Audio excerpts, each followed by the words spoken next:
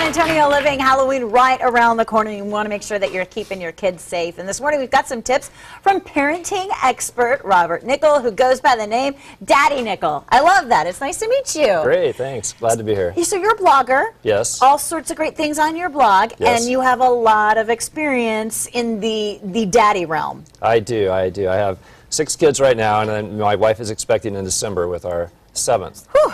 And that's a lot. Yes, it is. And we have to talk about what you're wearing, because you actually invented these. They're called daddy scrubs. I like that. Because when dads go to the hospital, they have to put on those silly hospital scrubs.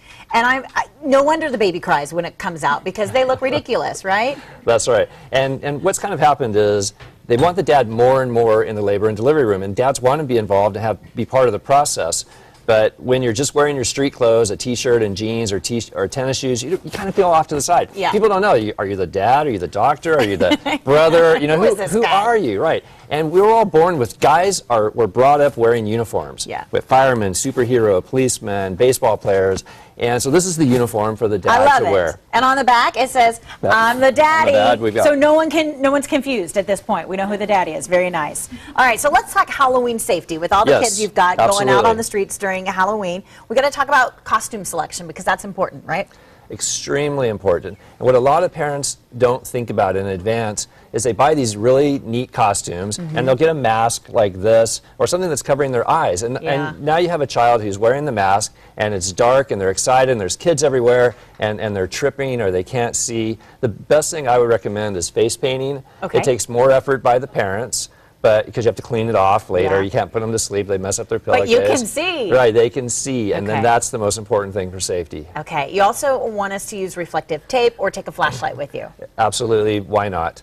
On the back of their outfits, we have reflective tape. So you can do a small LED type flashlight that they can carry around with them, so that they can make sure that they're seen and also see other things if they drop something on the ground or they have it. Back on costumes as well, length of pants. A lot of times they have props. The kids are carrying props. A lot of times parents are like, how come you don't have that prop? How come you took your mask off? And it's like, well, because I can't carry everything. I can't see. Yeah. Right. So really be thankful about that costume when they're trick-or-treating. If they're wearing a costume at a party, that's different. But trick-or-treating is completely different territory.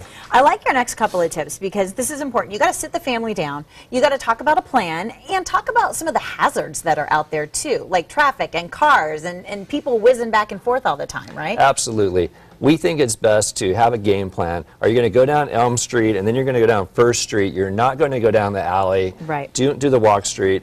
Basically, if you're a 3-year-old, don't go trick-or-treating where the 6-year-olds go. If you're a 6-year-old, don't go trick-or-treating where the 12-year-olds go. Okay, this is when we do every Halloween at my house. We pour the candy out on the ground and we inspect it. However, I'm not really sure what I'm looking for. I mean, sharp objects, weird open candy, things like that. But what do you do? What are we looking for as parents? Well, there's a couple of things there. And one thing that you want to think of first of all is if you're a parent and you're actually taking your child out and you're trick-or-treating, don't just reach in their bag and grab something for yourself. That's something that we commonly do. So we think about, okay, we're going to pour it all out when we get home and we're going to inspect it. But who inspects it first when you're just dipping in the bag and just eating whatever you want to eat? So when you do get home and you pour it out, look for things that are normal. Make sure that they're closed. Make sure that they're sealed. Obviously, things can always go wrong, but look for the obvious that you can find. Look for candies that you recognize. Look for things that are sealed. Also, just the mere fact of spreading it out and looking through it brings that child thought process into play, where they're like, okay, maybe this is important. I should think about something before I'm going to eat it. Absolutely, yes. We've turned it into fun at our house. We separate, we organize, and then we go in for the baseball big trade. trading. Yes. Right, that's the whole thing. I love the trade. Right. These are all great tips, and I know you've got some great things on your website as well, and a lot of fun blogs that we can read. What are some of the topics that you like to cover on your website? Oh, we can cover everything from how to help keep the baby quiet at night, how to prepare for preschool, how to change diapers from the very beginning for the new dads, bottle feeding, just every topic that you can imagine. You can do a search and a check on there. It's daddyscrubs.com.